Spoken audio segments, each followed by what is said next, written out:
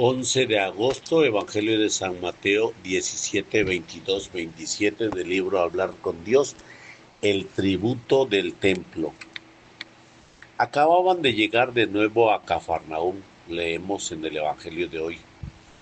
Los recaudadores de tributo del templo se acercaron a Pedro para preguntarle, ¿no va a pagar su maestro en la didracma? La contribución anual de 2 dracmas para el sostenimiento del culto era obligatorio para todo judío que hubiera cumplido los 20 años, aunque viviera fuera de Palestina. La respuesta afirmativa de Pedro a los recaudadores son: contar con Jesús nos muestra que efectivamente el Señor acostumbraba a pagar los impuestos. La escena debe ocurrir fuera de la casa y en ausencia del maestro. Y al entrar Jesús, que se encontraba dentro, se anticipó con esta pregunta: ¿qué te parece, Simón?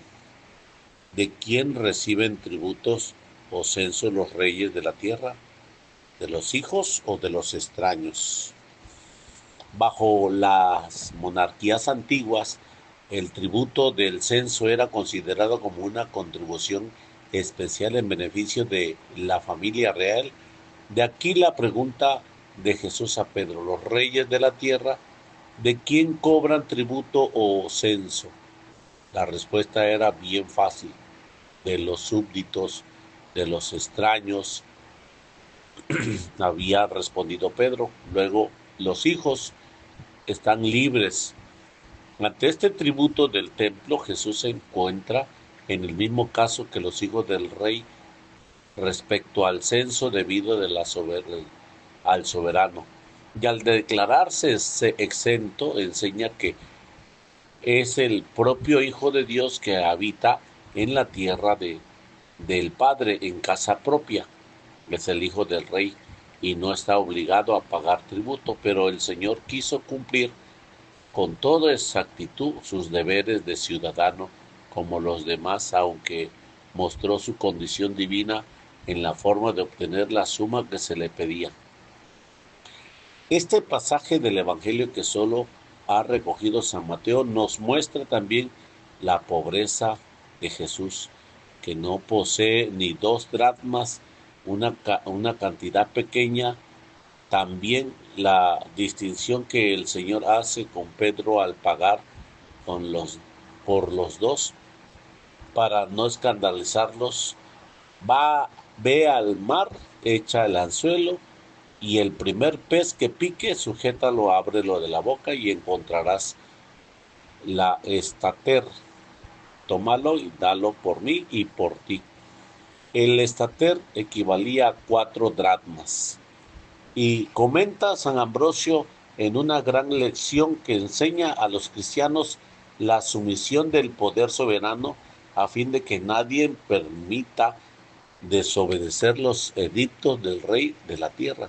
Si el Hijo de Dios ha pagado el tributo, ¿crees que tú eres mayor para dejar de pagarlo? Aun él que nada poseía ha pagado el tributo, y tú, que buscas los bienes de este mundo, ¿por qué no reconoces las cargas del mismo? ¿Por qué te consideras por encima del mundo? Y de otro pasaje del Evangelio podemos aprender que si queremos imitar al Maestro, hemos de ser buenos ciudadanos que cumplen sus deberes en el trabajo, en la familia, en la sociedad, pagos de impuestos justos, votos en conciencia, participación en las tareas públicas, amas y ama y respeta las normas de una convivencia honrada, y no dudes de que tu sumisión leal al deber será también vínculo para que otros descubran la honradez cristiana, fruto del amor divino, y encuentren a Dios. Después de la venida del Espíritu Santo en Pentecostés, los apóstoles tuvieron más clara conciencia de ser enviados por el Señor para estar presentes en las entrañas mismas de la sociedad. Como el Maestro no era, no eran del mundo, el mundo en muchas ocasiones los rechazaría y no tendría con ellos una sonrisa de benevolencia que se reserva para los que es propio. Sin ser del mundo, sin ser mundano, los primeros cristianos rechazaron costumbres y modos de conducta incompatibles con la fe que habían recibido, pero jamás se sintieron extraños en la sociedad a la que por derecho propio pertenecían.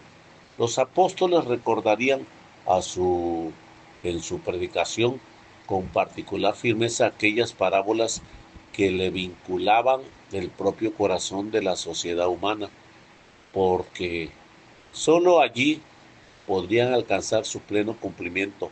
La sal que tiene su sazonar y preserva la corrupción de la vida de los hombres.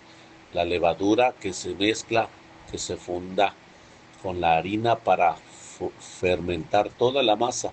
La luz que ha de brillar ante las gentes para que convencidos por las obras glorifiquen al Padre que está en los cielos. Los primeros cristianos no buscaron el aislamiento ni colocaron barreras defensivas que garantizaran su subsistencia en momentos en que la incomprensión arreciaba. Su actitud en las mismas épocas de persecución no fue ni agresiva ni medrosa, sino serena presencia. La levadura opera confundida entre la masa. La presencia cristiana en el mundo fue radicalmente afirmativa y todas las injusticias de los perseguidos se revela incapaz de turbar la actividad serena y constructiva de los cristianos que se mostraron siempre como ciudadanos ejemplares. La violencia de las persecuciones no hizo de ellos personas inadaptadas, inadaptadas o antisociales, ni logró deshacer su solidaridad esencial con el resto de los hombres, sus iguales. Se nos echa en cara que nos separamos de la masa popular del Estado, y esto es falso porque el cristiano se sabe se sabe embarcado en la misma nave que los demás ciudadanos y participan con ellos en un común destino terreno. Porque si el imperio es sacudido con violencia, el mal alcanza también a los súbditos y en consecuencia a nosotros. Calumniados e incomprendidos, a veces el cristiano se mantuvo fiel a su vocación divina y a su vocación humana, ocupando en el mundo el lugar que le correspondía, ejerciendo sus derechos y cumpliendo acabadamente sus deberes.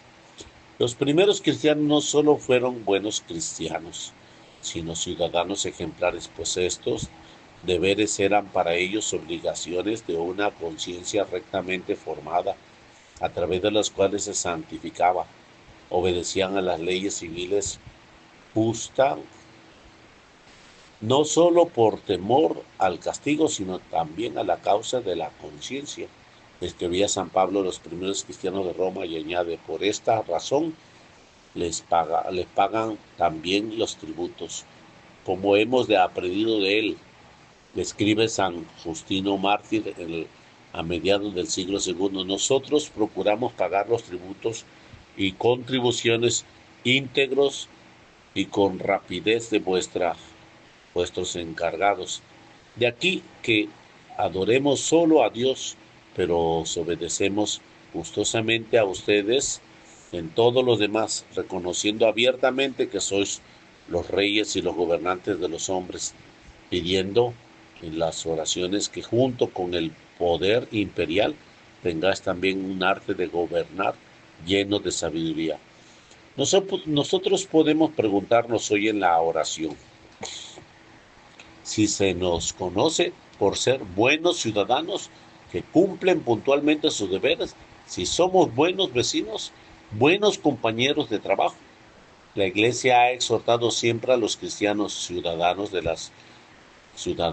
la ciudad temporal y de la ciudad eterna a cumplir con fidelidad sus deberes temporales, guiados siempre con el espíritu evangélico.